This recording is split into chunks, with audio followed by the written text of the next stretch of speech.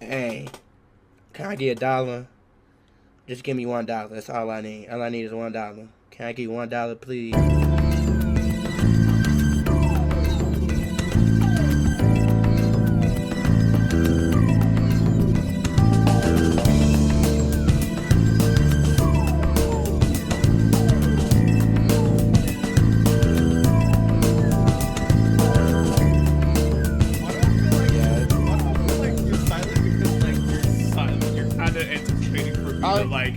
Start saying, "Hey, guy."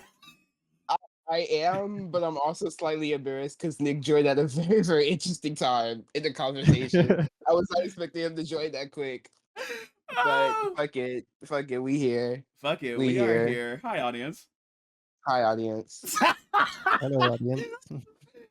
Oh yeah, Y'all, we have a guest. We have a guest. We have a guest. Turn us the fuck up. We have a fucking guest, y'all. Yeah. We Oh have my a god, guest, bro. y'all. We have a guest, y'all. Oh my Episode god. fucking Episode 9 of the AJ fucking Squared Podcast. We're one episode 10 is from coming 10. up. 10 is coming up. And oh boy, have we 10 been is fucking coming consistent up. on this shit, bro. I couldn't be any more Yes, happier. ever since episode 7, we've been on a streak. For Pride, we had to. We couldn't. For we couldn't Pride, we slack for had Pride. to. Duh. We had to. We had to get it in gear for Pride Exactly. because it just wouldn't be. It just wouldn't be Pride without us. Right. Fair. You know what I mean? Of course. Yeah. Y'all, Nick, I am so sorry we blasted your ears.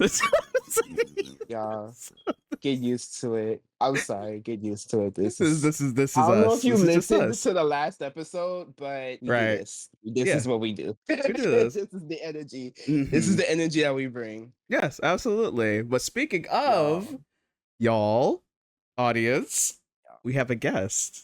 And I think our guests should do the honors of introducing themselves, right? I'll introduce myself. Okay. I'm Nick. I am the leader of Twin, creator of Twin. Nick Novak is my full name. Period. And that is who I am. Period. Okay, everybody clapping up for Nick. Woo, yeah, woo, yeah, woo. I wish we had a soundboard. So we could like do the I'll add it in things. post. Oh, period. Okay. I'll add it in post.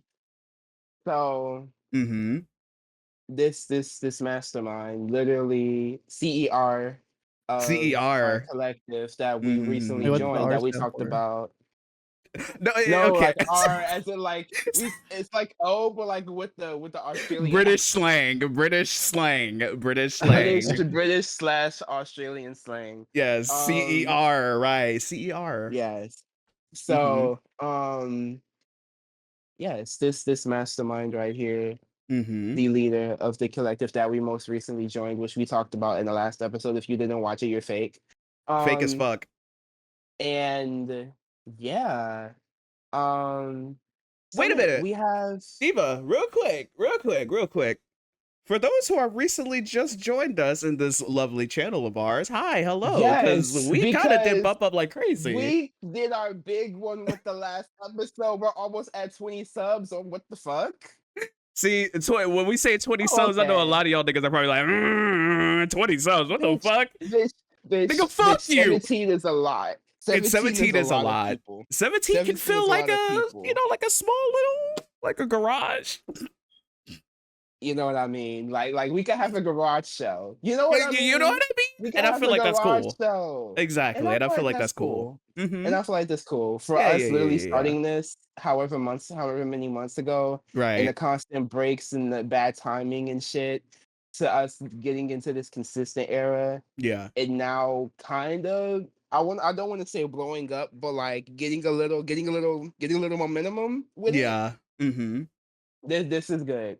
This is good. I'm very proud of us. So to all of our new subs, hello, hi. Welcome to this channel. Hello, Hope hi. you stay for a while. Hope you Hello, stay hi. forever. And yeah, so let's get into it. So Nick, honestly, I don't know how many questions my diva has. I know I have like 2 basic ones that I want to ask you. And they're most likely the same question as yours. Okay, well, the first one being, so like what made you what made you want to do Twin? Like, what gave you the idea to pursue this idea of the collective as a whole? Well, I mean, it was kind of something I always wanted to do. Like, Okay. I've been a Brockhampton fan since before they dropped Saturation. Wow. Like, I was around for the Okay. singles. Holy. Oh, so you were there for like Dirt and like all of that and Canon and all of that? Like you were there for that? I never really listened to I think it's called American Trash. Is that the Yeah, All Oh, American wow. Trash. That's your first album, yeah. Yeah, so I never really listened to that one, but when they dropped Gold, my friend showed me the music video for it, and they were like, "You guys are Oh, cool on it so you were early." there for the rollout of Yeah, Saturation. Okay. Okay, period. Okay. yeah. So do you consider BH like your main influence for wanting to do Twin? Yeah, like, I kind of wanted to be like Brockhampton walked so Twin can run. That sounds a little ambitious. Oh, Kind of like dissing okay. on Brockhampton, but Okay. Period. I that's like the idea. that. Cool. I mean, okay. Would you say there's other influences involved other than Brockhampton? Or is it just straight Brockhampton through and throughout? I mean, pretty much Brockhampton. I was never really an Odd Future person. I know kind of like Odd Future walks so Brockhampton could run, but Yeah. Yeah. yeah, I was never really into Odd Future. Yeah. Our Future was a little before my time. Yeah. And obviously So Odd Future was my time. So I mean, damn. yeah. Like Nigga, we're only 3 years apart. Don't be weird. Okay, look, I didn't get into Tyler until Flower Boy. I know. Yeah, I was the same same. I'm way. one of them. I I actually have a know. story I'm about one of that. them. Oh.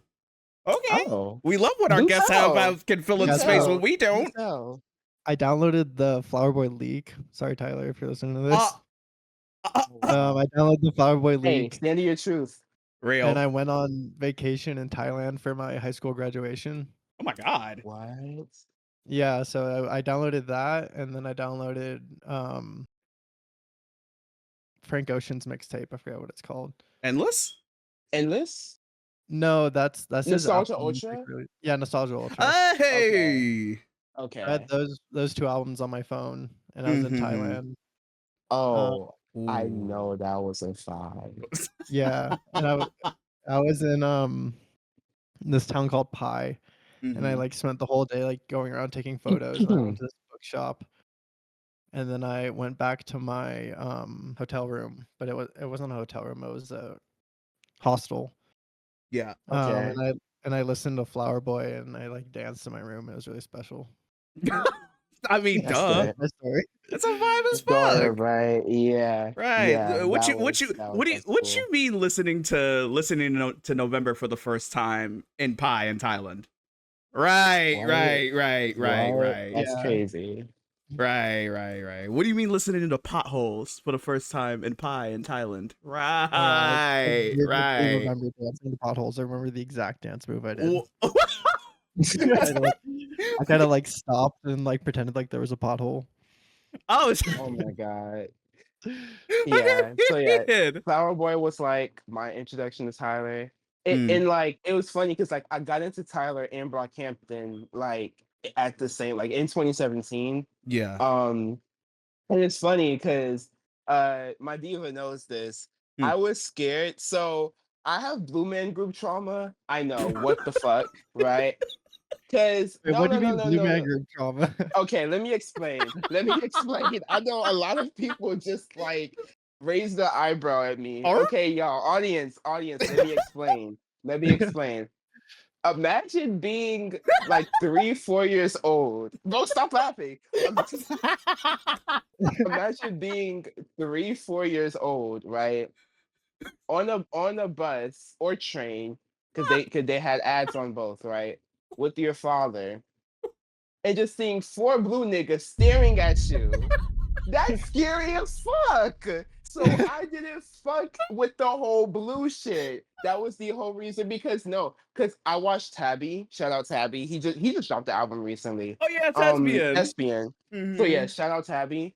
I watched like I was on the music reaction side of YouTube. Sean C was like my OG, my introduction to that side of YouTube. And then it was Tabby. Big Quint, Miami. Y'all know. Y'all know. Right. Which, Y'all real quick, know. Diva, I want to fucking cut you off real quick. Xion, I will fucking get my acknowledgement for the Xion Cena name one day. I swear to fucking God. I know you have good fucking memory. I know you fucking remember me, asshole.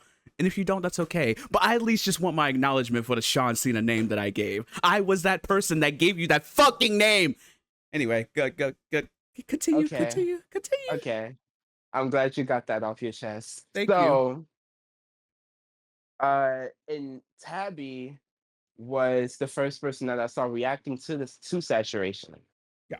And that was my exposure to the album, because I was gonna listen to that shit myself. Because there's a mirror and fucking Blueface on the cover. So like I'm like, I don't want to. And then I watched his reaction and I was like, oh. Right. So there's something special about the energy of the Saturation series.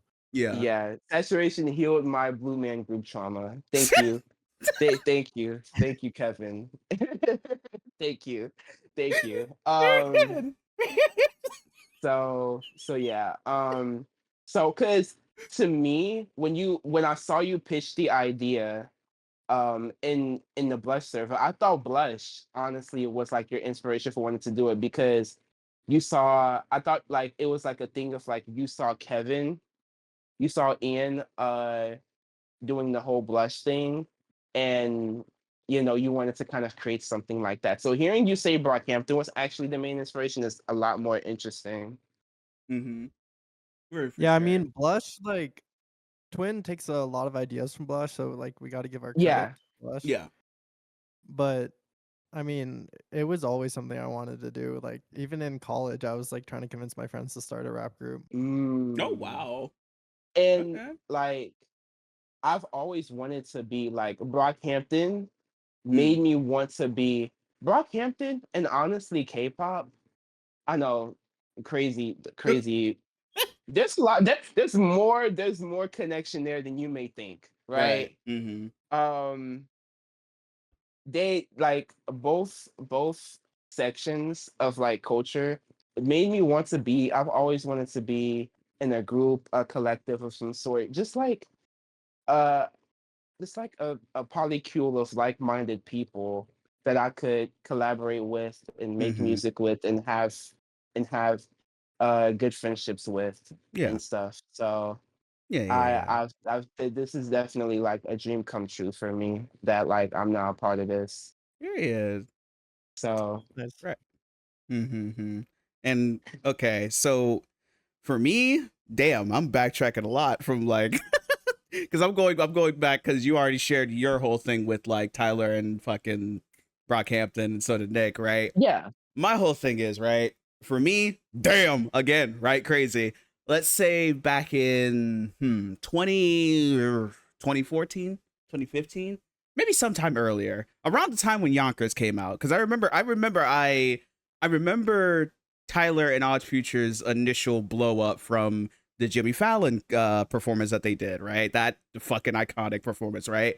I remember that, but I literally was 11. What the fuck was I listening to at the time? Fucking dubstep? Yes, I was. I was listening to a lot of EDM during that time. That was my EDM era, right? Skrillex, fucking Armin van Buuren, fucking the Avicii, oh, R.I.P. the God, fucking Zed, the Martin Garrix, all them niggas, right? Obviously, right?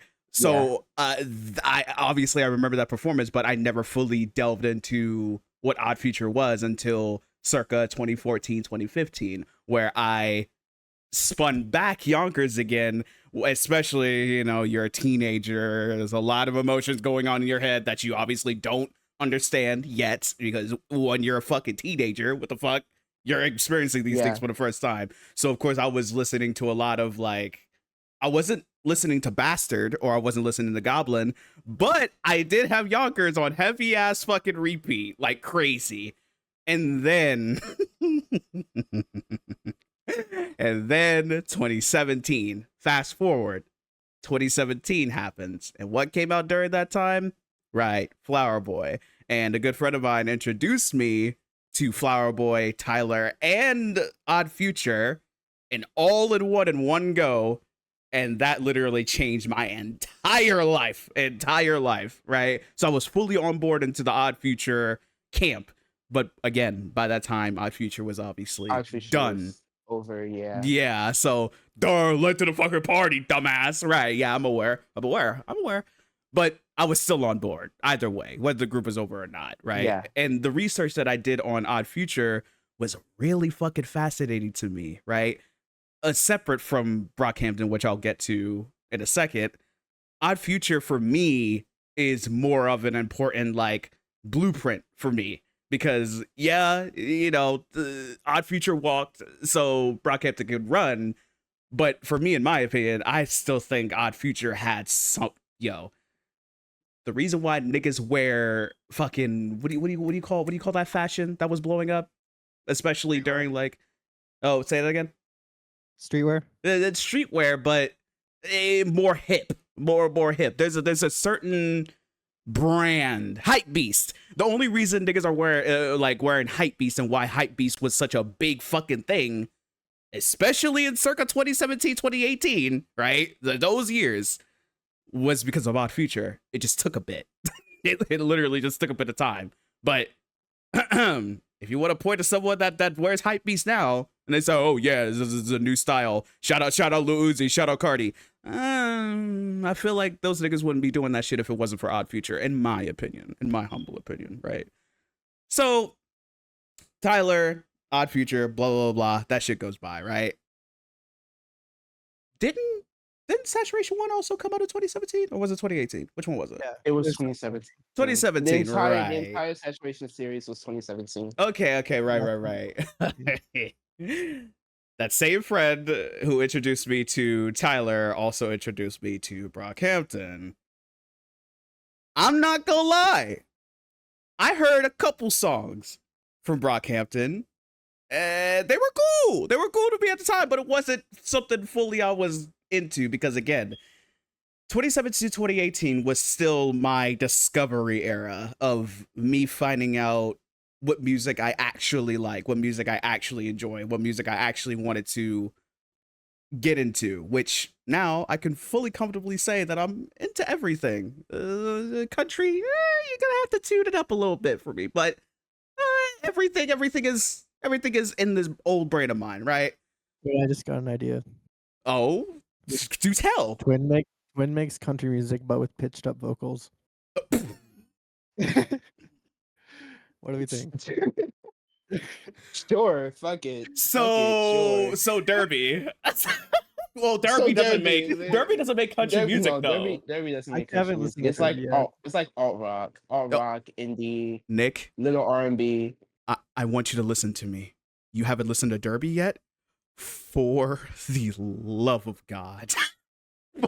Which that's gonna be homework. That's gonna be homework. Spoiler for the homework. That's gonna holy be homework. Shit. That's gonna be homework. Because I literally was bumping my main three. Slugger was one of them. Violet got me. Right. So. Fucking okay. Nick, whatever you can. That's your fucking homework, nigga. Yours. Okay. Slugger, for the love of God. I don't want to get into it. We'll wait until the latter half when we're about to fucking close the show, okay? So, going back to Brockhampton. So that same friend introduced me to Brockhampton. I wasn't fully into them at first, but I thought the visuals of the music videos were really cool, and I really like him in Abstract. Especially, I love Joba. Joba, that's my nigga. Yeah. I fucking love Joba. I love him, right? But my friend, on the other hand, was Brockhampton the Ferk down. This is before I even met my diva, for fuck's sake, right? Because they were so Brockhampton down to the point where when Saturation 2 came out, the promo came out where fucking Burger King were doing the promo for Burger King was doing the promo. That's Iridescence. Oh, the Iridescence? Oh, that was Iridescence. Damn. Well, even then, still Brockhampton, right? Fucking Burger King doing Brockhampton promotion? They're selling crowns with iridescent colors? Number one album. What the fuck? Iridescence went number one. And Iridescence went number one. That was their number one album. What? And that is in my opinion their best work as well. Yeah. That's a edgy Take. Oh. Yeah. What's your favorite Brockhampton album? Ooh. Maybe Saturation 2. Yeah, that was mine for a long time. But there's something so special about Iridescence. It was at such a very, very because obviously Amir had just got kicked out of the group. That was like at a very, very pivotal time in their life. Like they literally went to the UK, they went to Abbey Road and recorded it. And it was so experimental, it's so volatile. It feels like they really got lightning. I mean, obviously you could say they got lightning in the bottle with the Saturation series, and they did, but there's just something so special about Iridescence. Like I can't really explain it. Like I feel like Saturation was like this kind of like high energy series, and then Iridescence, like Amir left and they were going through grief, so it's more of like a catharsis album. Yeah. Yes, I think that's what it is. It's the catharsis of it all that makes him my favorite. Because you could argue Ginger is that as well with Dearly Departed and everything, but like Iridescence is like they literally they had to scrap Puppy and they dropped the 3 singles, and we thought they were gonna release because it was like the best use of our lives trilogy, but I think that ended up not being a thing either, and so they dropped Iridescence, and it was just like I don't know, it was great. It was great. Yeah. And so fast forward a couple years, then I meet my lovely diva, my lovely co-host, right? Hi. I tell him that I have listened to Brockhampton, but I haven't listened to any of the Saturations, which, whoa, what the fuck? What the fuck? Or it blows my mind when people say that. I'm like, Saturation was like consume my entire psyche. Oh wow. Like, I feel like Saturation like consumed the culture too, and then like there's people out there that are like, oh yeah, I've never listened to Saturation, or like they'll like be fans of Kevin Abstract but not listen to Brockhampton, and I'm just like, it does not compute to me. Yeah, for sure. And also I want to correct something real quick. Kevin, I love you, but I kind of got your position wrong with Amir. I love the Mirror, right? I love the Mirror more than I love the Kevin Abstract, and I fucking love Joba, right? So I got that mixed up, so I'm fixing that now. So I meet my diva, my lovely co-host, and I told him that I never listened to a full Brockhampton project whatsoever. And so a thing that we love to do, even now, is run through entire artists' fucking catalog like crazy. And you bet your ass fucking, Brockhampton was one of them. So I remember I listened to all the Saturations. My favorite Saturation is Saturation 1. Big fucking shocker, right? And then I remember we didn't listen to Iridescence, did we? Did we listen to Iridescence? Or did I listen to Iridescence? I think we did. But there were songs you recognized. Obviously, all three Saturations. Yes, all three Saturations and beyond. There are many songs that I do recognize from that friend showing me, right? And Ginger was a really hidden gem for me. But then there was one album that my diva showed me that changed everything, and now I call that my favorite Brockhampton album, period. And that is All American Trash. I fucking love that album to death. And I am so upset that it took me this long, circa 2024. I remember this was last year where we listened to all of those Brockhampton albums in one go. This was all last year. And I am so fucking upset that it took me this long. Oh yeah, we didn't listen to Roadrunner. You're right. We did it. But yeah. All that to say that All American Trash is my favorite fucking album from theirs, but my favorite song specifically from Brockhampton is it the self-titled track? Ginger? Yeah. Ginger off of Ginger. Yes, Ginger off of Ginger. Yeah. That sounds crazy. Yeah. One thing about my diva, he loves him a little nostalgic, do you hear that production? A little nostalgic, video game beat type, auto-tune type tease. Right? And I am a whore I am a fucking whore for production. Nick, that is something you gotta know about me.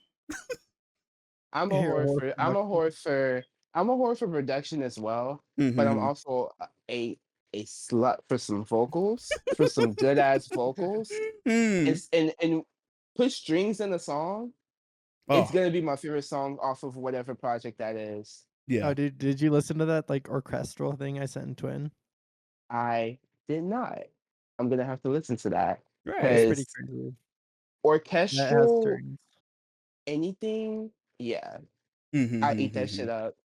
I just love grand sounding songs. Yeah. And for me, I love grand sounding songs, yeah. And for me, I am such a, my diva will literally tell you, I am such a is wild card a right word, a right term? I am such an alien. That's a better term. I am such an alien when it comes to production, right? For me, it's got to hit a right like spot. You gotta, because girls, you got like, come on, diva. That threw me off so bad. Because I'll show him albums, y'all, right? Yeah. And especially K-pop albums. And sometimes like I'm thinking, like sometimes I know. Like when I showed you Slugger, I knew you were gonna like the specific songs. But there are other times where I'll show him something and he'll end up liking a song that I never thought he would have liked. And I'm like, oh, yeah, okay. And then I always tell him, you hear that fucking production? And I'm like, okay, I guess, yeah. Like, because again, he's more production oriented than vocal oriented. I'm more vocal oriented than production oriented. So like the production can be whatever, like if the vocals are really good, but if both are good, then it's like, okay, we're in there. We're in there. And I love what I say. I love when I say things like, "Oh, I'm so production oriented. I have such a good ear when it comes to production. I know when shit sounds good and when shit doesn't sound good. I know when shit's good and when shit's fucking awful, fucking doo-doo garbage, gooch sweat, right?" But a nigga like me has never touched FL Studio, right? And the one time I did with my fucking fancy, lovely dumply of a fucking white PC here, right? It's fucking shit. It's fucking god awful. I fucking hate this PC. I'm lying. I really do love this PC. I'm only saying that because I don't want this thing to like miraculously shut down on me during this fucking podcast episode. So I'm being really, really nice. But it knows what I do to it off this fucking like podcast. I'm not gonna say anything, but just know that it gets really dirty and grimy and fucking disgusting. Anyway, going back to the matter, right? That's what I really want to, I guess, try to pursue with Twin is A, get a fucking better PC so that way I can safely run FL Studio or whatever production sort of software is able to be had, right? Without my PC fucking exploding in my face or literally shutting down when it's not supposed to, right? So whenever that happens, which, oh, Angela, please let it be soon, please. I actually want to sit down and learn the ins and outs and the basics of production and see if I can recreate some magic or figure out my own way of producing. Because who doesn't like music? I love music. I want to create music. That's what I've joined Twin for. Duh. Right? So, yada, yada, yada, yada. And I'm on BandLab, so y'all already know what it is. Like, I'm... Right. Which diva, I gotta tell you, the shit that you've released so far, shit, you're working with what you got. So, I did some covers of K-pop songs to kind of sort of try to like teach myself how to like, you know, stack vocals, do vocal harmonies, you know, stuff like that, you know.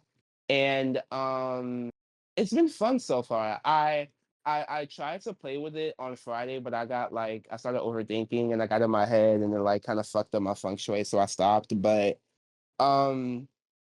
But yeah, overall, it's been fun, and I also like made a couple beats.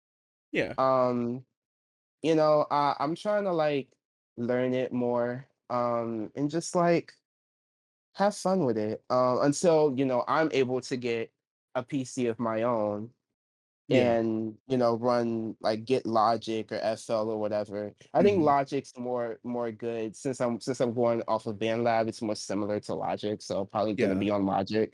Wait, quick question: but is BandLab on PC? I think it is. Yeah, It I better think be. it is. It is. Yeah. Okay, cool. It's Bet not. that. It's not just for phones. It's on. Okay. It's on PC as well. Okay, bet that. A nigga might be cooking then. Ooh, holy shit. Yeah. Okay. So, so yeah, Nick, my other question that I wanted to ask you, again, another simple one, and you kind of already said this when you answered my first one, but like, what's like your ultimate goal for Twin? Like, what do you want Twin to be? I mean, it's still kind of in the formative stages, so I still have some ideas that are just kind of like kicking around in my head. Yeah. But I mean, the main thing that I'm like sure of is I want Twin to be like a brand, a movement, and a collective all in one, but like a collective first. Yeah. Okay. So I want like Twin like not just Twin merch, but like Twin like fall collection. Oh. Okay. So kind of like golf in a way. Yeah. It's more connected to Twin. Yeah, it's not like golf and then it's like Tyler's shit. It's like it's all connected. Yeah. Yeah. Okay. Okay. Period. Because ooh, okay. Well, let's talk about it, right? Odyssey 2025, right? I'm assuming you listened to last episode, right? And I've stated some opinions, right, towards Twin. Opinion. Yes, and I've been very, I guess, silently vocal towards my opinions, and my diva had to, also nonchalantly call me out on that shit, which I appreciate. At the end of the day, I appreciate. That is why he's my figurative twin, right? No pun intended. Correct. And I do want to specifically tell you that, oh God above, oh Angela above, please don't be mad at me whenever I state an opinion that is like so different towards some other people. I do not want to come off as like diversity of thought. Fair, yes, fair. But I have what this. did I say? I told you this. I told you this. I literally told you. I told you. Diva, can I continue? Diva, can I continue? Go ahead. Thank you. Okay. Because I have this thing where I am too deep in my fucking head, especially when stating a different opinion, especially when it comes to opinions that are vastly different to not only a single person's, but a whole fucking group of like 20 somethings, right? You know what I'm saying? Or like 30 somethings, you know what I mean? And so like I get into my head where I'm like, oh God, what they think that I'm bossy or like trying to take over, blah, blah, blah, blah. What do they think? So I might as well just not say anything. But my diva, thank you. My diva so helpfully like reassured me that like, and like you just said, Nick, that we need diversity of thought, and I really do appreciate that. So I really want to say that please can we get rid of that fuck ass bold ass twin that is in front of those two stick man things, because I think genuinely, and I'm being so serious, I think that like the logo with just the stick figures like dabbing each other up would be fucking hard as fuck. We do not need that twin and bold logo. Also, another thing, I really don't think that we need like twin TC, twin collective on every single piece of something that we need. Like, in my humble opinion. See, I'm just very passionate. I'm very passionate with the things that I'm into. So like, I as you can see, a nigga like me, I feel like I deserve to be in this group because like, yeah, my opinion is different, but like, I'm very passionate when it comes to things that I obviously care about and want to see get better. And obviously I want Twin to get better. Blah, blah, blah, yada, yada, yada, yap, yap, yap, womp, womp, you get it. 4 letters, 1 word.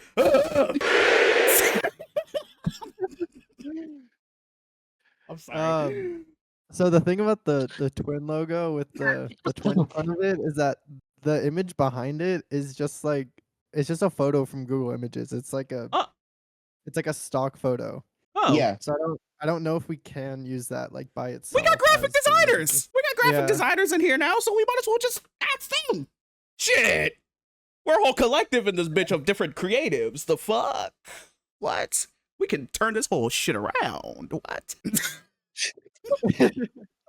Yeah, I mean, you know, people do stuff on their own time. Everybody has jobs, and like some people are in school and stuff. But so yeah, I definitely understand. But like, obviously, I'm also I am not one to rush things. I am very meticulous and very specific when it comes to certain tasks or certain projects or what have you. You know what I mean? So obviously the things that I talk about, obviously I don't want them done in like 30 minutes. I don't want them done in a day, right?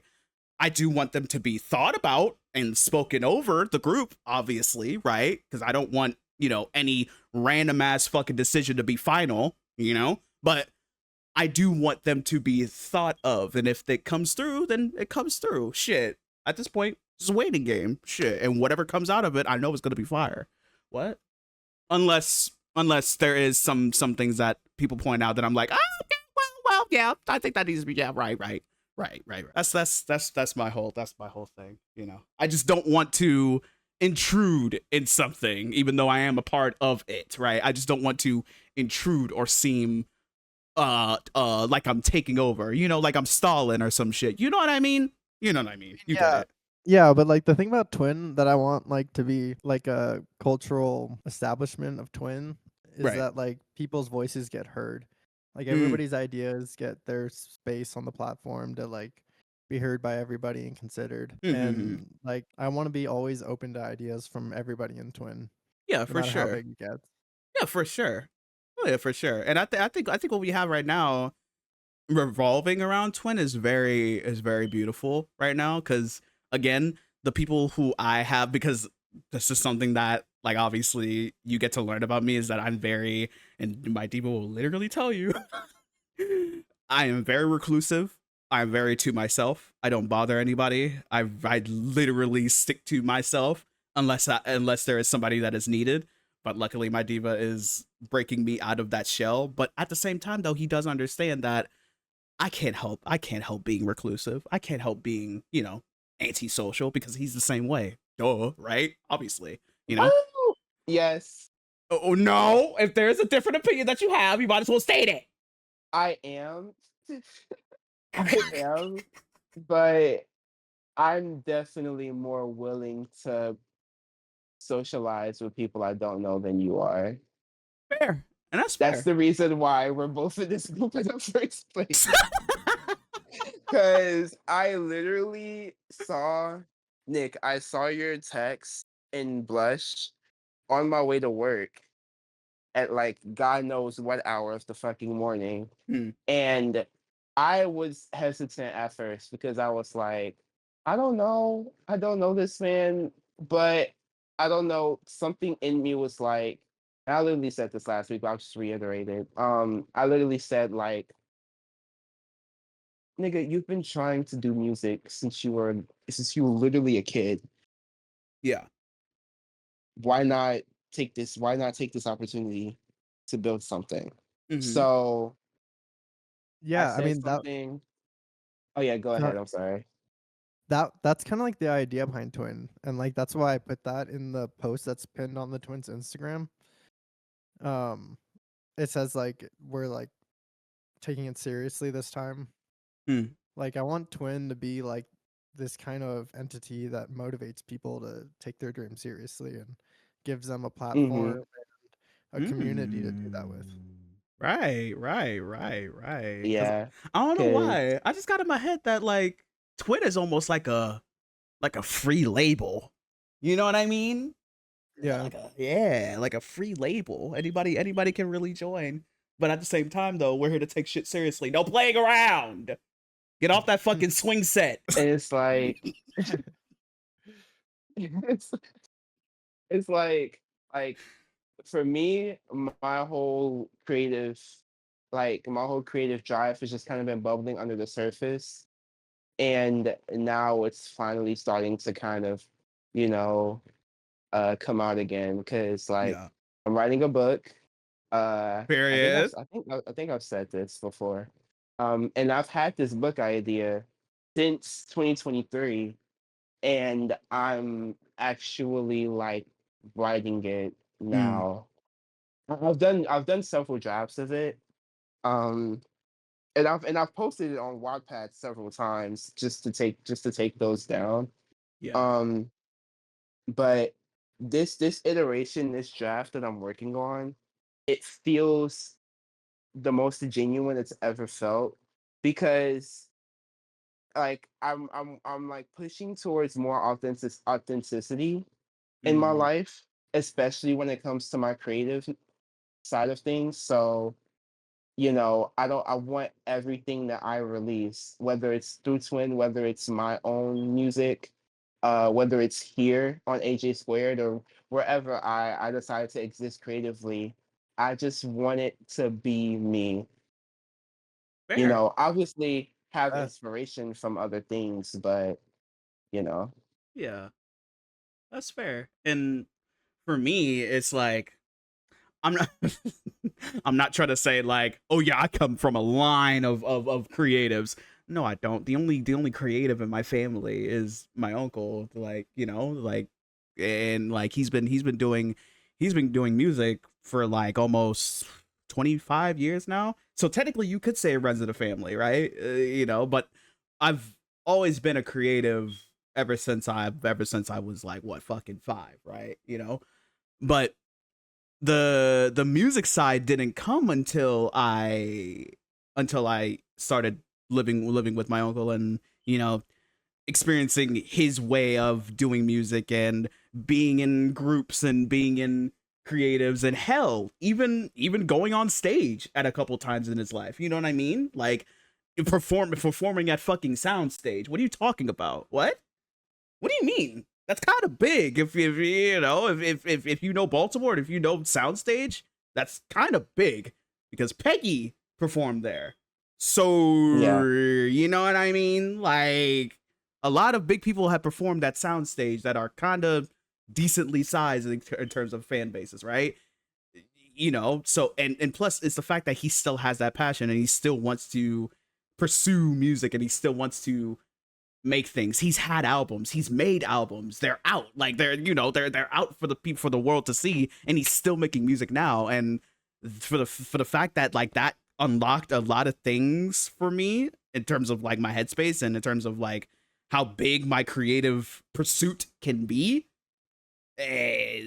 that's really special to me. And I really want to not only get in tune with that more, but actually see where that personally goes for me, right? Because I wrote a couple times. I've wrote a couple times, and I've, you know, I wouldn't say performed, but I'd say I've spoken worded them, or I've acapella'd them in front of family members that are in tune with music, and you know, and they've told me straight to my face that this is really good. This is actually like, you actually have a talent in this shit. And I'm like, well, you know, same thing, you know, the usual thing that I love to do that my diva hates, right?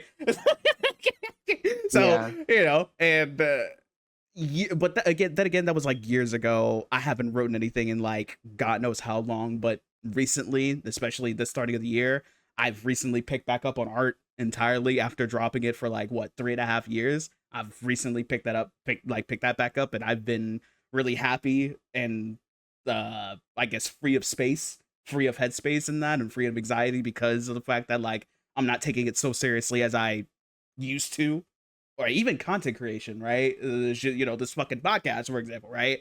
I've let all that stress and anxiety go because, you know, I'm more so focused now on the now. I'm more so focused on the now and what I want to do now, and you know, where I want to move forward for that, which I'm very happy of where it's going right now.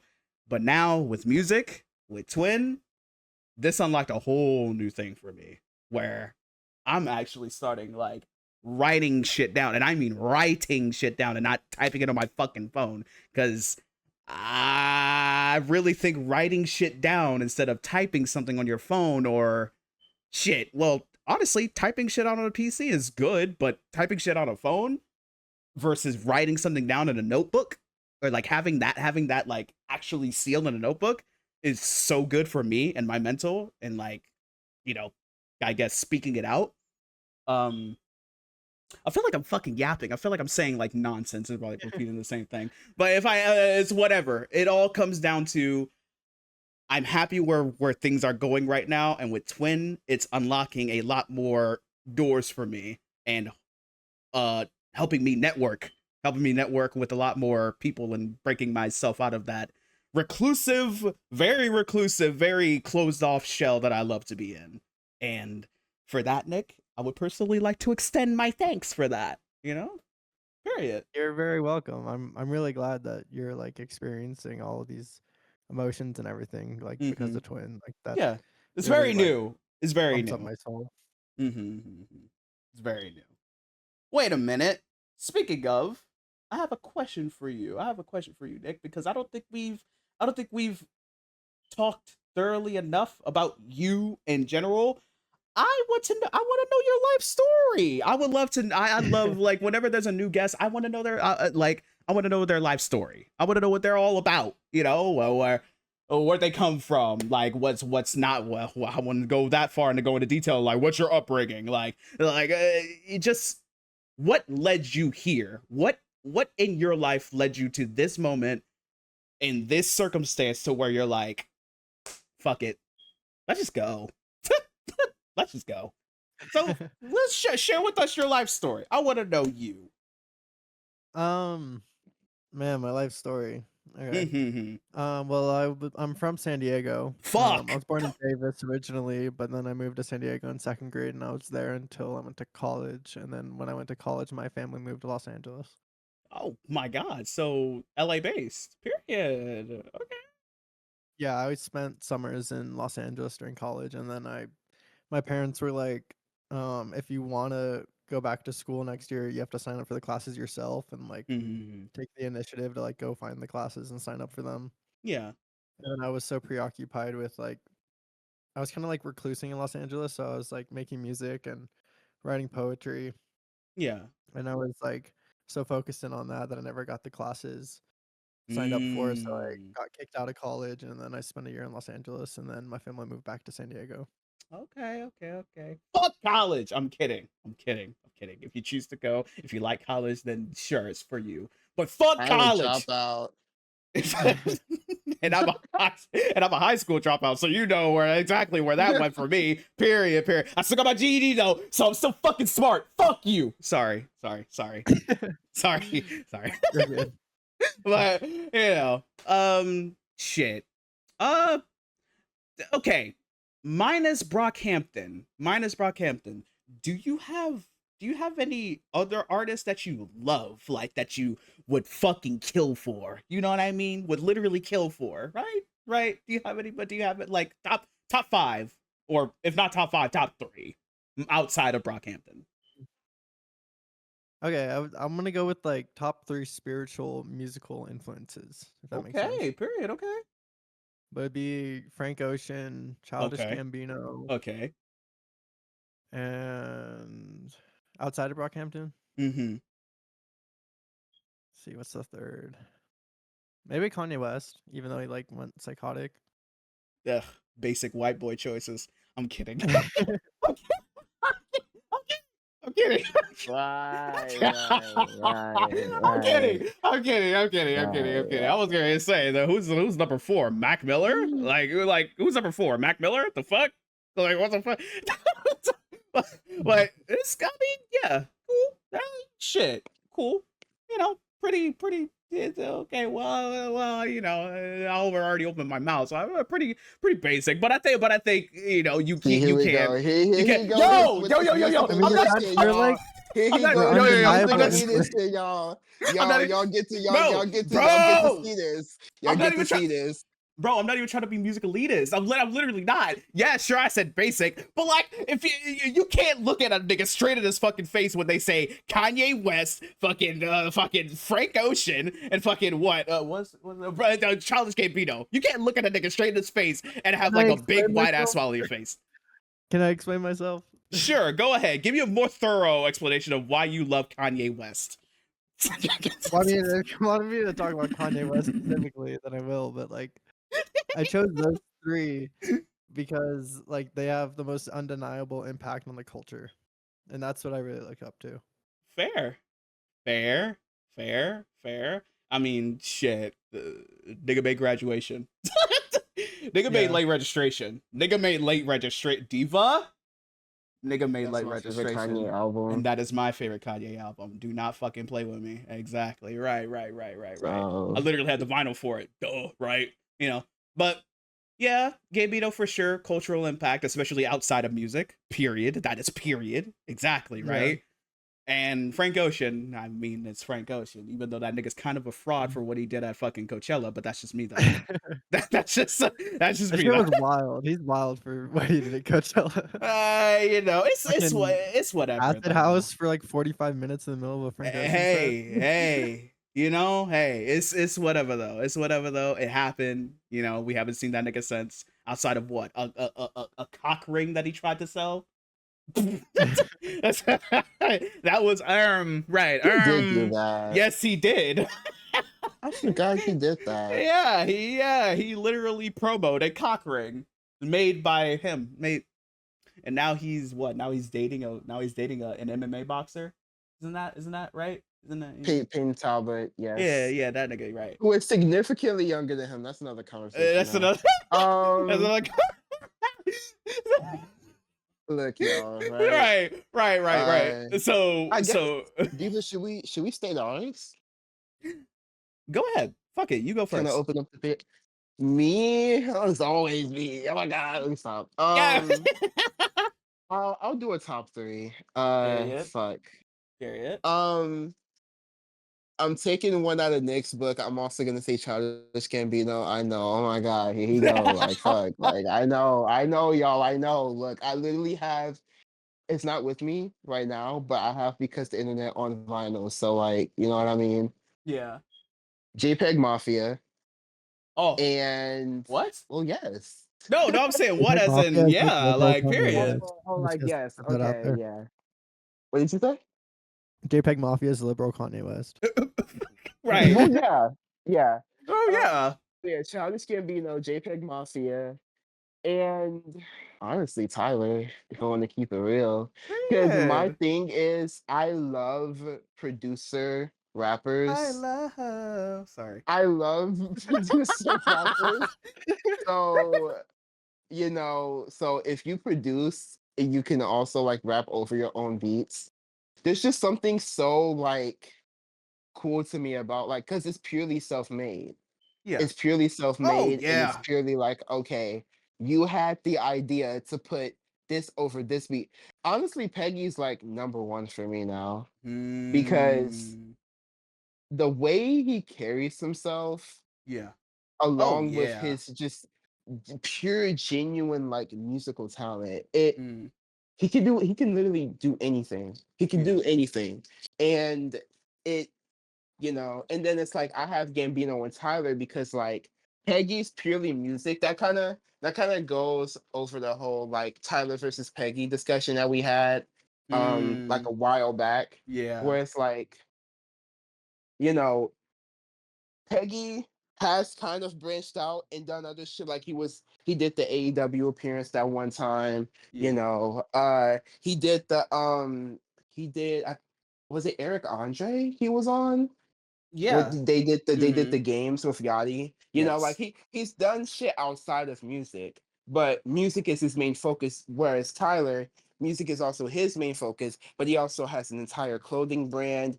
He's an actor. Like, you know, like same thing with Gambino. With Gilga.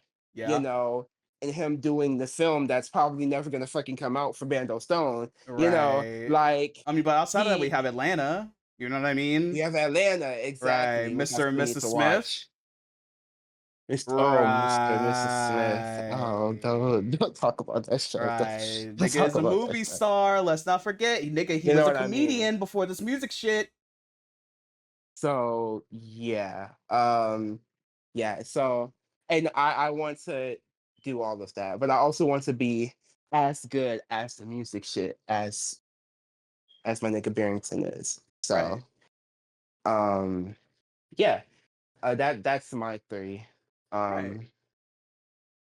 Diva? Real quick. Audience, right? If y'all want a hidden gem, for Childish Gambino, aka Donald Glover, look up. This is gonna sound crazy what I'm about to say, but it's a part of his lore that literally nobody knows about, right? If y'all know, then y'all know, right? If y'all don't, for those which will be most likely, look up look up Unregistered Sex Offender by Derek Comedy. That's all I'm gonna say. Just look it up and watch that fucking video. Y'all are about to be opened up to some fucking Donald Glover lore that y'all niggas do not know about. And if y'all know, y'all are real fucking fans of that nigga. And I fucking love you and I fucking appreciate you. Anyway, top 3, right? I know it's crazy what I just said, but look, you'll get it, right? Top 3. A nigga always want to be different. Right. Like a nigga always want to be different, right? Right.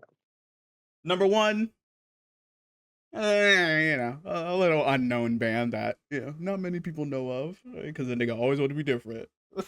Fucking kill this nigga, right. A band from Iceland named Low Roar. The lead singer recently passed away, like what, last year I think.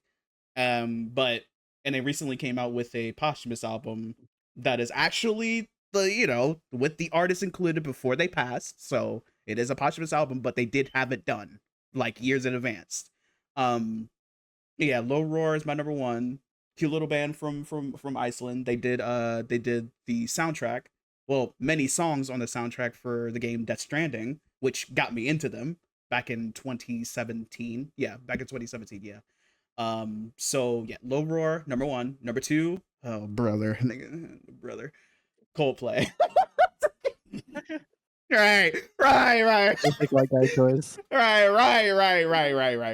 Coldplay, fucking love their music. Literally grew up with their music. And what literally solidified for me, it's my number 1 album of all time, right, is Ghost Stories, right? Not many people know why, but the people that know why knows why. You know what I mean? You get it. So yeah, Lower number 1, Coldplay number 2, but has my number 1 an album of all time. And number 3, shit. Do I have to turn around for this? I do have to turn around for this. Gorillaz. Number 3, nice. That's a good one. Gorillaz. Yeah. Like literally, as I look behind me to my vinyl wall, what's standing right there? Oh, right, Plastic Beach.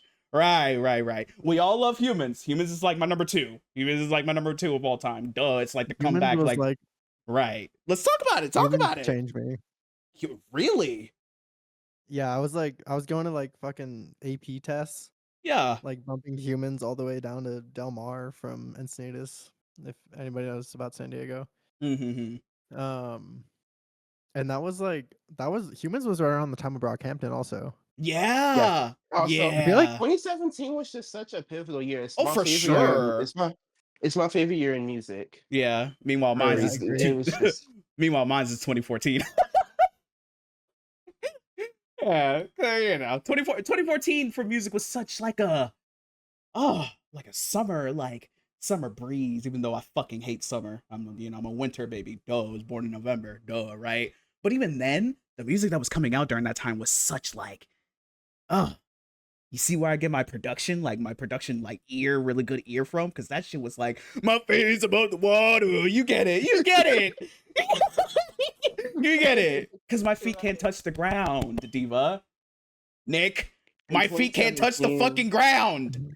Okay. Like, yeah, go ahead, Nick. No, I was just saying okay.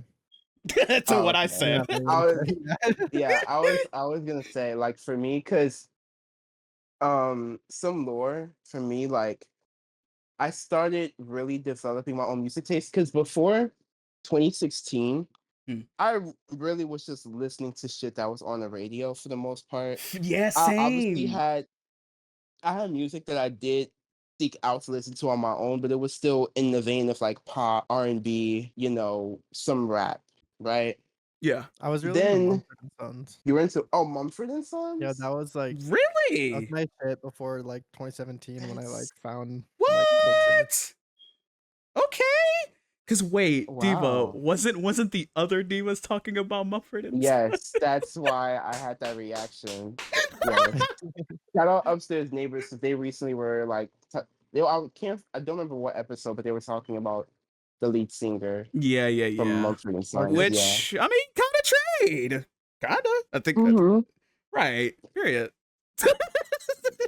So 2016 was the year that I started to branch out, and I got into a little band, which holy fuck, they're about to do something serious. 21 Pilots. Oh, right. Yeah. I got into 21 Pilots. It was the year after Blurryface came out, and I listened to it, and it quite literally took over my psyche. But one thing about me, I don't really do it as much anymore, but back then, whenever I found an artist that I really liked, I would go all the way back to their first album.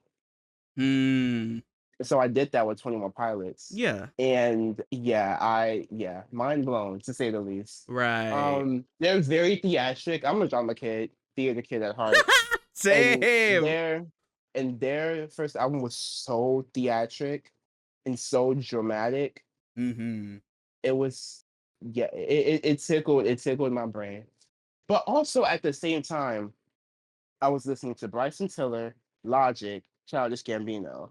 So like they're clearly the odd one out there, right? Yeah. I really liked Logic back in the day too. Woo! Yeah, I mean, who like, didn't? I was listening to Under Pressure. I think Right. he had just dropped Bobby Tarantino. And then Everybody came out.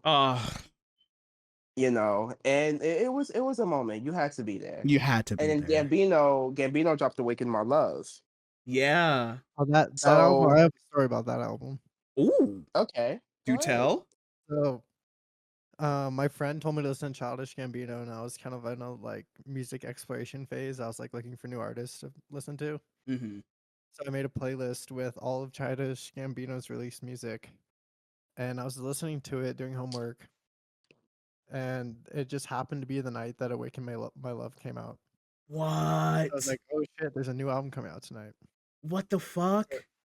Yeah, so I listened to Camp, and then Awaken My Love comes out at 9 because it was Pacific time. Yes.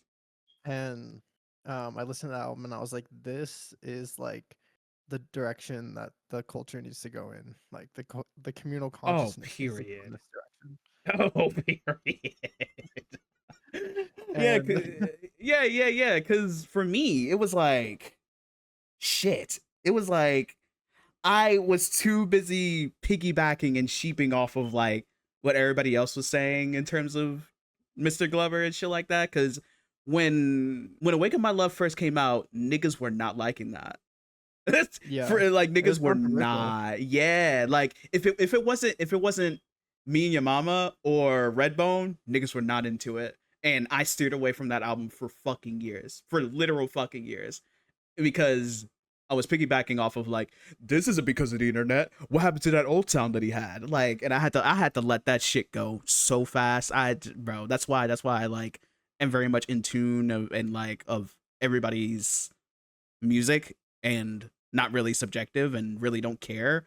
Especially when it comes to the underground, right? Cardi, I know you're fucking watching. I do like the underground, and you should show me more underground artists, right? I think that would be really great. I think that would be really good and a really great, like, bonding experience. You know what I mean? You know what I mean? You know what I mean? You get it. Shit. Where was I going? Oh, yeah, that's where I was going. And then some years go by. Let's say, like, 2 or 3 years pass since Awaken My Love. Like, 4 years since Awaken My Love first came out, right? Because I did listen to it all the way through, like maybe once or twice throughout those 4 years spanning. But then 4 years go by, my music has expanded so much to the point where I can go back to albums that I deemed not listenable because I want to be a fucking sheep, right? And I re-listened to Awaken My Love, and now it's one of the best albums that I have ever listened to sonically. sonically, mind you. Yeah, Let's, you know, and like you said, it's kind of where the culture should be going, right? Because that is some R&B shit. That is some R&B shit that we haven't seen in years. Deadass. Yeah, That is like the vocal performance on Me and Your Mama. Oh, like that will go down in history. For me, the standout song for me is the night Me and Your Mama met. That track with the production. Huh? No, the first track? No. That's like later down. That was like later down the line. Yeah, I love that song. Yeah. The production, and it clearly tells a story. It clearly tells a story of like two people genuinely falling in love, like love at first sight, genuine love at first sight. And it's giving this very dreamy night at the park, like not even day at the park, night at the park specifically, right? Suburbs, obviously, because where the, well, you know, you know, anywhere at night would be unsafe unless it's the suburbs. Like, you know. I think that's like the sign of like a really good instrumental track is that it like invokes imagery. Yes, absolutely. Oh my god, bro. And that's why. Oh yeah, Diva. If you oh well, never mind. Like, and just Childish Gambino, just vote. just Childish Gambino, just vote. You know what I mean?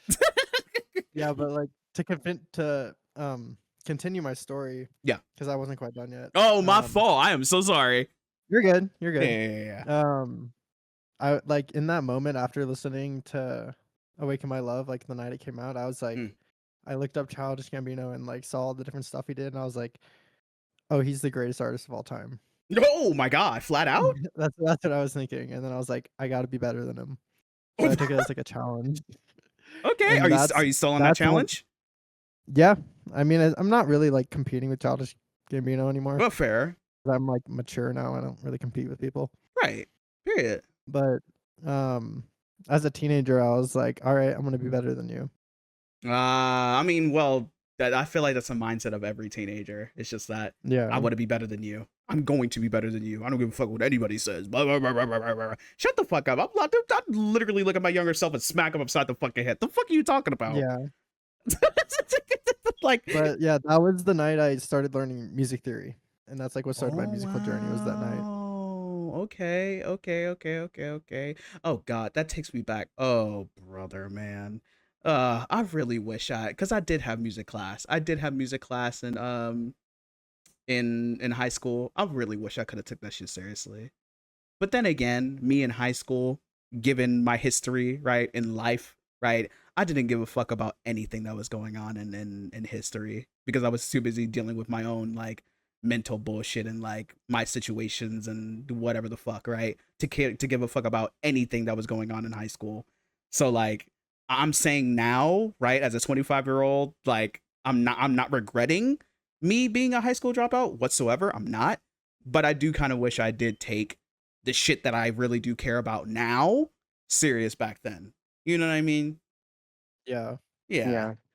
Which I'm glad I'm doing that now, you know. I got my last 2 years basically stripped from me to COVID. Right. So I did take a songwriting / guitar class freshman year, like an after school program. Hated playing the guitar because I would get the fucking calluses on my fingers. Did not like that shit. And the songwriting class, I can't really tell you how much it helped, but in addition to that, that same teacher and my drama teacher were the main people that helped us do our school play. Well, I say do our school play. The school play never happened because our opening night that we were supposed to do it. That was when Chicago went on lockdown. Yeah. So we never got a chance to perform it. But there were so many good memories made from rehearsing and having cast meetings and things of that nature. So it was still I'm glad that I got to experience that, even though I never got to be a part of the finished product. It was still really cool to have that experience and to live that out. So yeah, I mean, life be lifing, but Life be lifing. Better things late than happen the ever. way they're supposed to. And like I was saying earlier, like 2017, because 2016 was really the start. 2017 was when I like pushed myself so far out of my comfort zone. Because that was when I was fully tapped into all the reaction channels, and they were exposing me to hella music, you know. And then it was like so many pivotal albums came out that year. Humans, Damn, Flower Boy, the Saturation series. What else? So many other albums that I can't think of. Right. Sire, but Blonde is kind of like Blonde, the same yeah, category of album. yeah, Blonde. Which I'm a Channel Orange girly. Yeah. I know he want to be different so bad. I'm a Channel Orange girly. Like, yeah, I love Blonde. I love Blonde. Like, I recently had like a moment with Blonde. I Blonde had like a semi resurgence in my life recently, but yeah, Channel Orange is just. It's like the thing with me liking Negro Swan over Angel's Post. I feel like that's like the Blood Orange albums. I feel like it's the same thing. Channel Orange just feels more me. I won't say it feels more personal, because he gets very personal on Blonde. Arguably more personal than Channel Orange. Right. But what did you say? You got dudes running across your mind? Yeah. Yeah. So yeah, right. so like it was just, yeah, Channel Orange just hits. It hits. Yeah, and for me, it's obviously the opposite, right? Because me, I love Angel's Post more than I love Negro Swan, and I love fucking Blonde more than I love Channel Orange. Because why? I'm a fucking what? Spell it out, audience. I'm a fucking yearner, right? Exactly. Yeah, right. And what are those albums? Like fucking yearner bass down, huh? I like that term yearner. I've never heard that before. Oh, really? Oh, well, you were speaking to Urine Ball 5000. Yo! Yo! Hey, I'm Urine Ball 3000. Right. So like, I'm there, but I'm not there as much as you are. Like, I'm there, but like, my urine ballism clearly reaches like concerning territory, right? Concerning like borderline dangerous territories, but like it's still like cute, still cutesy. It's still like, you know, innocent, you know. But Crack Rock is my favorite Frank Ocean song. That song is a work of art. Like the love that. And for me, a nigga wanna be different. Right? But a nigga also loves like Sonic. Niggas love sonically like appeasing music. Niggas love like production, right? Siegfried. Oh my god. I don't think say Pyramids. It's in a swimming pool. Pyramids too. I was never a Pyramids guy. You know? I've never really liked Pyramids. I always thought it was just like too long and not enough. Oh, for me it wasn't too long. It was just for me, which is kind of blasphemous, but now a nigga's music like taste has gone up, right? Back then, to me it was just like a nothing burger. You know what I mean? To me it was a nothing burger. I know, throw the steaks, but throw the knives, blah blah blah. I don't think that way now. Throw the steaks at that nigga, not really me. Say much. Yeah, but now, probably one of the best like Frank Ocean songs that I've ever listened to. It's not Siegfried. Crack Rock leads into Pyramids, which so it's like, holy shit. But yeah, Siegfried. You can't tell you. Siegfried is my favorite song off of Blonde. No, if you want to say a song, do you guys know Yarn, do you guys know the like whole like fan theory behind Blonde? No. Do tell. Yeah, there was this post on Reddit that my friend showed me in high school, and it's like the beat switch in Nights. Yes. So the beat switch in Nights happens like 45 seconds off the exact middle of the album. Okay. And whoa. The songs out from Nights, like the song above Nights and the song below Nights, have the same samples on them, and it's like that all the way out. What? Yeah, so it's like a heartbeat in the middle of the album, and so like all the songs that rainbow out from Nights are connected. Oh. No, because I mean, okay, when you said heartbeat, I was like, I do know about that. That's not even a theory. That's just like an actual tonal shift within the album itself. I know about that because that's like basic, duh.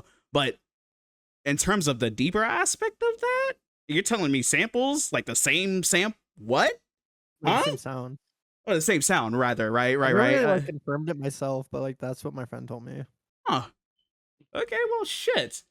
I guess wow. Whenever I decide to listen to Blonde, I will. Yeah. Obviously, we know when the heartbeat happens, right? It is a very abrupt thing that happens, right? Because the beat switch, honestly, for me, top three greatest beat switches of all time.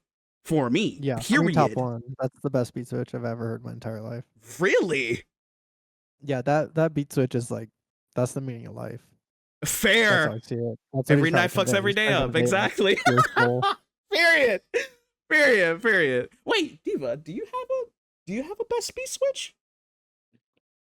I literally was in my head trying to think of one as y'all were talking. Damn. Right. I do have one. I don't know if I can think of it right now. I can't really think of like my best one. I'll have to come back on that. Yeah, for sure. I'll have to come back on that question. Yeah. I'll talk about Futura Free. The end of Futura Free. Like, I think like Nights has the best beat switch I've ever heard, but like Futura Free is my favorite album. I mean, my favorite my favorite song on Blonde, not my favorite. Yeah, it's right. Album, though. Wait, Futura Free is the last track, correct? Yeah. Oh my god! Oh, bro, that second half, that what he brought back the fucking the pitch up. Silence. Well, not only that, yeah. Well, not even the second half, but like the middle track where like he goes in that really distinct cadence with the higher pitched voice. Yeah. That for me, I'm sorry, that's peak Frank for me. I'm sorry that you can't get any better from that. Blonde is, I'm sorry, Blonde, yo, Frank, where the fuck are you? I'm sorry. What happened to the album with all the like little icons? Like, what the fuck, Frank? I still have those saved. They're still up. What the fuck? I don't, bro. Still in rotation. Granted, right? His cover, nigga, his cover of Moon River is still in rotation. Oh, what? Yeah, the singles after Blonde are incredible. Oh, bro. Provider? My room with me. She a natural blonde like Goku? Oh, come on, bro. You're fucking. No. I will kill you. I'll kill you. My room. Oh, DHL started with a pack. Woo! The production on DHL is crazy. Oh my god. What? Shut the fuck up, nigga. A placeholder pick that I will choose for my beat switch is Me and Your Mama. Just as a placeholder. It's not my favorite, but it's one that I definitely love. Yeah. Diva. Yes. How are we on time? I feel like nigga, we are 120, Diva. Okay. I want to say this really quick. Yes. Because it literally just happened. And this is not related to like anything we've talked about in this episode. Yes. But I went to my first Pride yesterday. Oh yeah. Nice. Woo! I've been out for 7 years. Yes.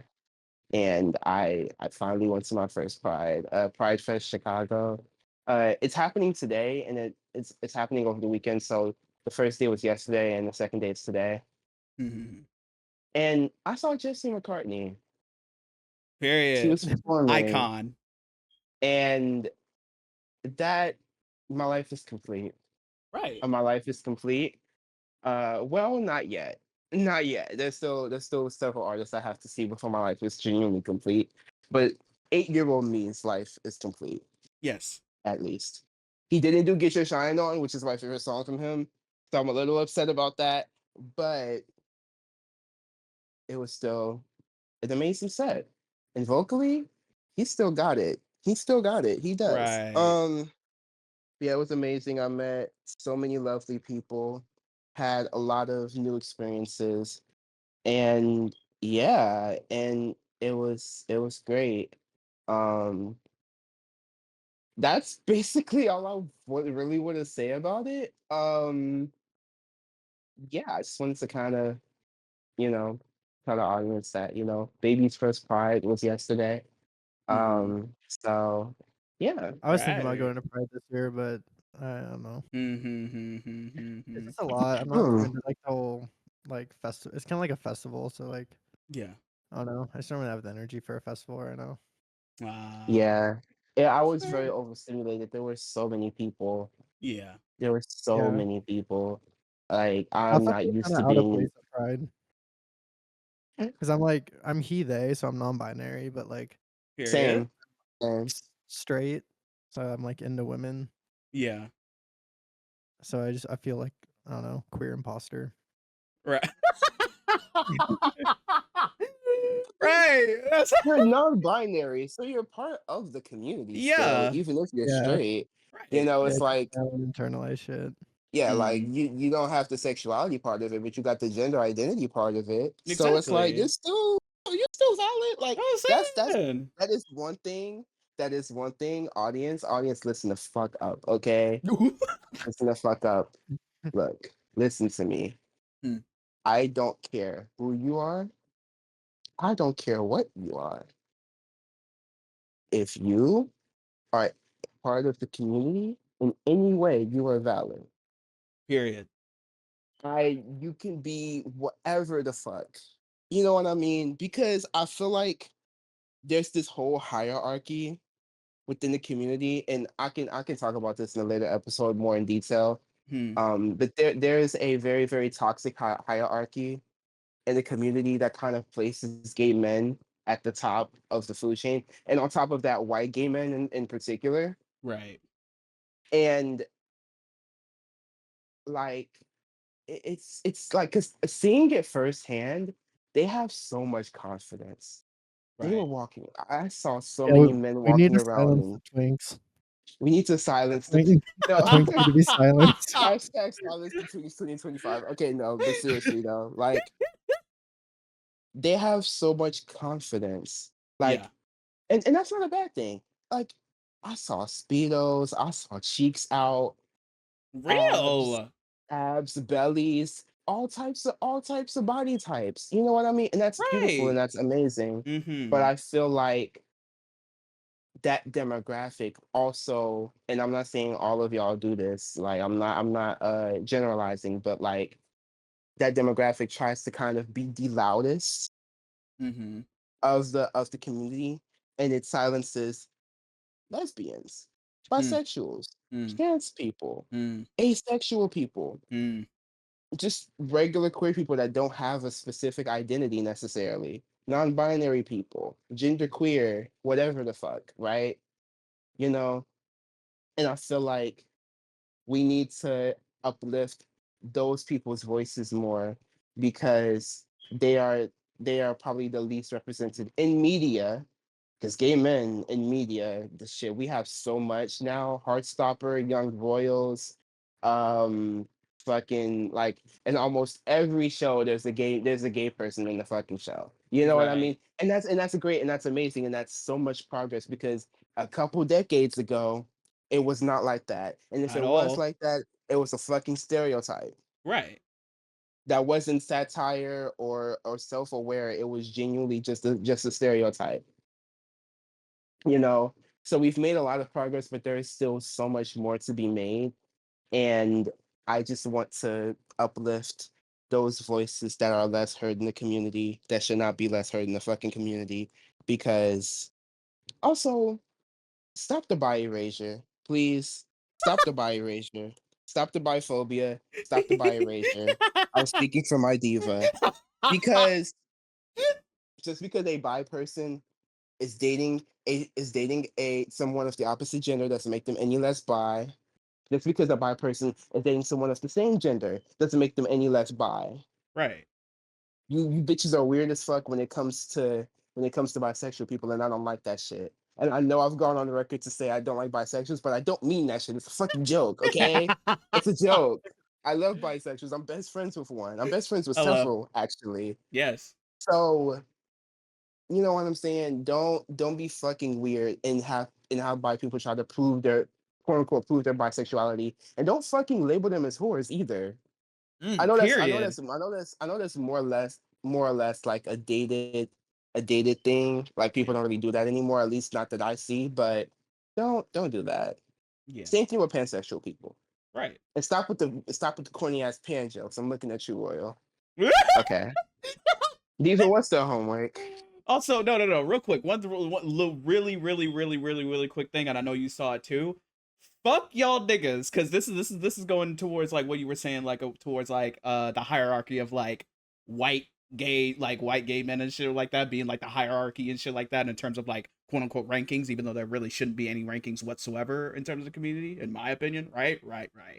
Fuck y'all niggas for hurting Stai's feelings on his fuck ass birthday. Oh my god. Fuck y'all niggas. No, Deadass. we need to talk about that real quick. This episode's gonna be long as hell. I know. Y'all, look.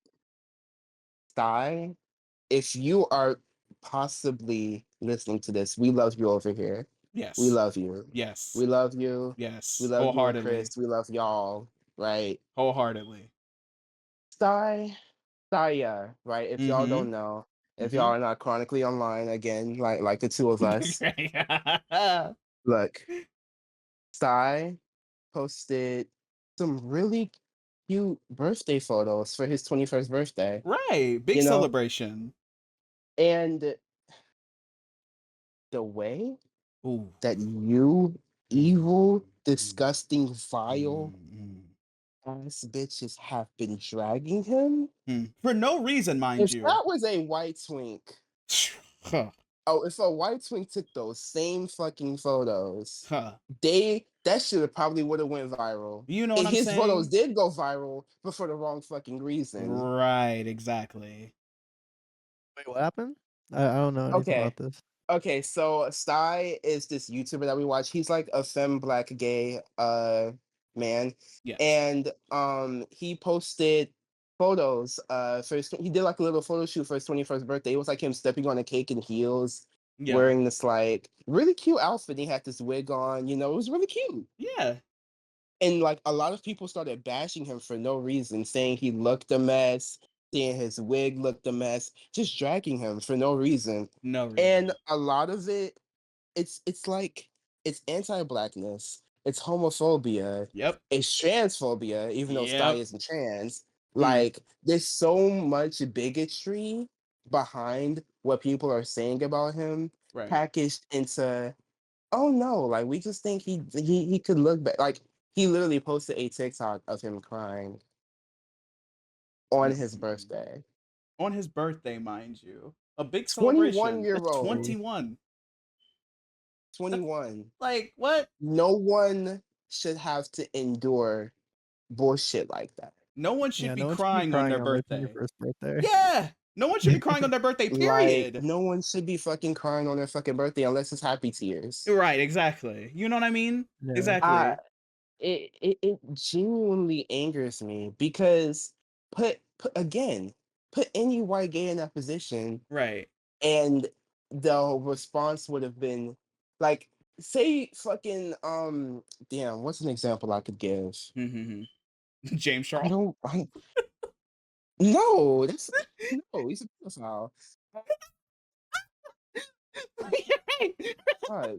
I don't watch any white gay YouTubers anymore. You know what I'm saying? Well, I'm just Ethan? gonna say Troye Sivan. Oh no, Ethan's not white. Ethan's Asian. Damn. Anyway, Drew. Nigga, niggas be weird about Drew too. That's another conversation though.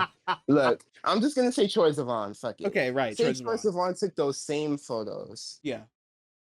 The response would have been, "Oh my god, he looks so good. Oh my god, period, period, period." Like, no, little to no backlash. But Psy does it, and he gets death threats. He gets slurs shot at him. Right. He gets all of this hatred for no fucking reason. For no reason.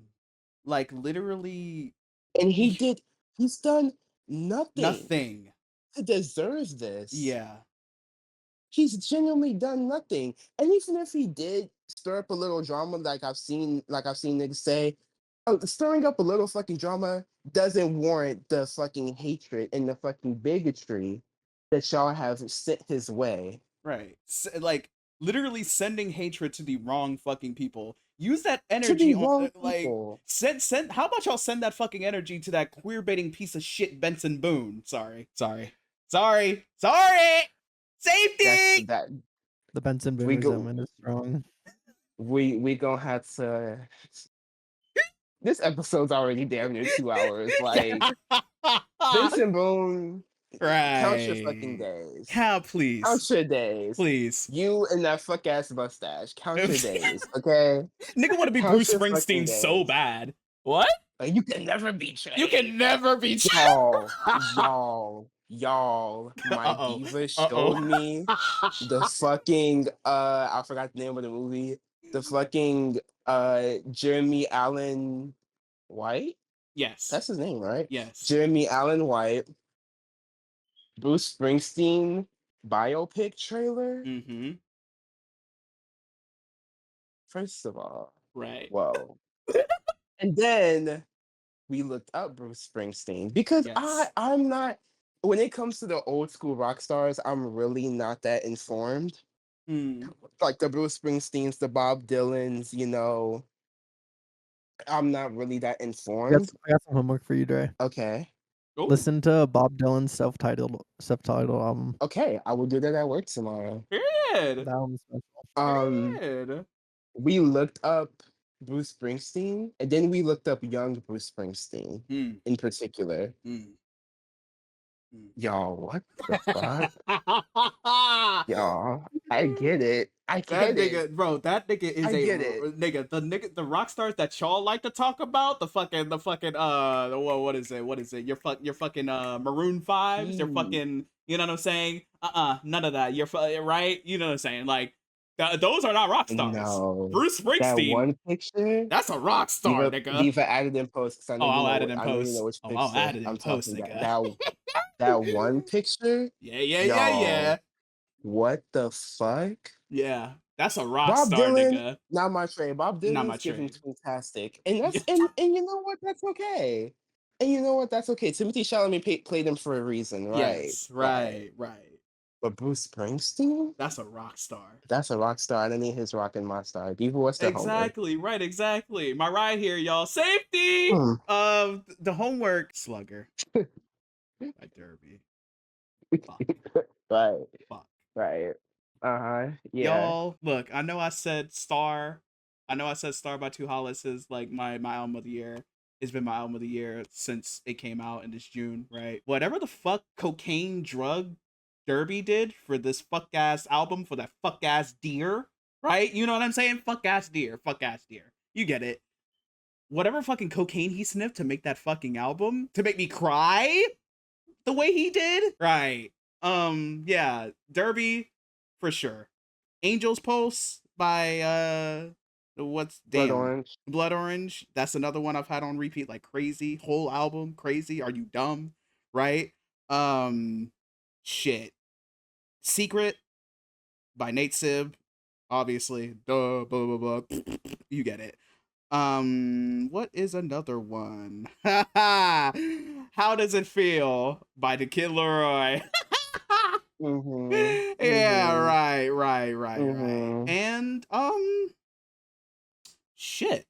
That is about it for me. I've also been listening, or not listening, but having on repeat the new Laundry Day snippets, specifically two. What is it? Little Miss Jackson, and I don't know the name of the song. Those are the two singles that got that has snippets that I've been having on repeat, and that's it for me. Diva. Yes. The LD rollout is officially here, y'all. My first Laundry Day rollout. Real. Mine too. Mine's slightly different. Okay. I also have Slugger. Well. Craig Caldwell. Yes, I literally went to Genius to look up your fucking name, Craig Caldwell. I'm calling you by your government. Because this warrants that. Craig counts your days. Armored? Woo! Armored. Well, I'm going to shout out 4 songs. Yes. Glow. Oh. 100 Degrees. Ultraviolet and Armored. Armored, it is the last track on the album. I'm not going to say if you know, you know. Right. That shit. And I'm sure y'all know how much Chasing Moving Trains means to me. Yes. I have not cried like that since I listened to Chasing Moving Trains, the album and the song, right? Yeah. That song genuinely had me in the fetal position in my room, in the corner of my room next to my closet. That's how much. And I read the lyrics because some of the lyrics are kind of incoherent. Yeah. Reading the lyrics made it worse. Oof. Especially to 100. Reading the lyrics made it worse. Reading the lyrics made it worse. It made it worse. Y'all want to talk about a yearner album? That is a yearner album. Okay? That is a yearner album to the T. Outside of that, right. How Does It Feel by Kid Laroi? I will also add that. That's but so also, fucking real. Where we differ, Peace of Mind by my lovely, lovely, sweet Australian Filipino boy, Graham Perez. I love you so much. Right. Y'all, if y'all went to the shows, y'all know he performed it at the shows, and oh my God, that shit was one of his best songs that I've heard so far. Yeah. And his butt buddy Rocco. Skin and Bone, his debut album that dropped this past Friday. Real. Specifically just for tonight. That song? You get it? Right. If you get it, y'all, if you get it, you fucking get it. Right. And watch Adults. I've only watched the first episode, but watch Adults because it's a really good show.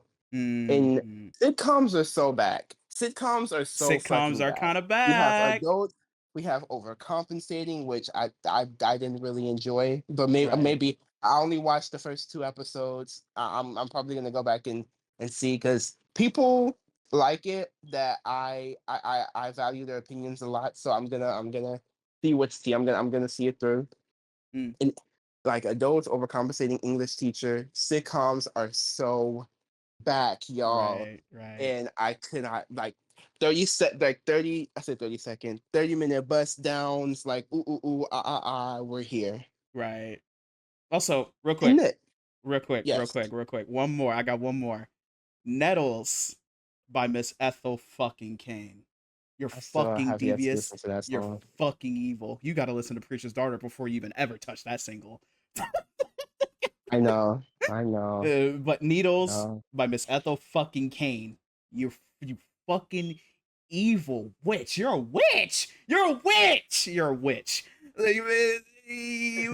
Whatever Willoughby Tucker is, yes, even though it is a prequel.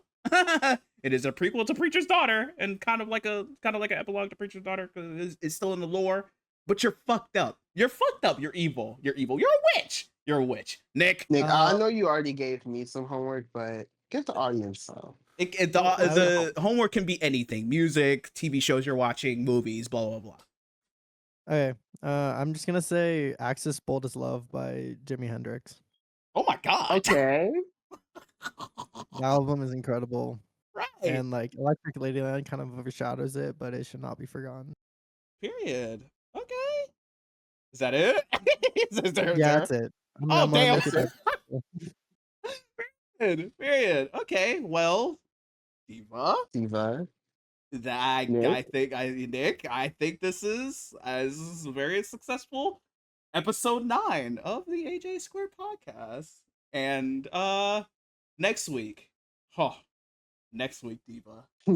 Episode motherfucker 10. 10, double digits. Double digits. What? Returning 10, y'all. Nigga, have y'all ever heard of a fucking double digit?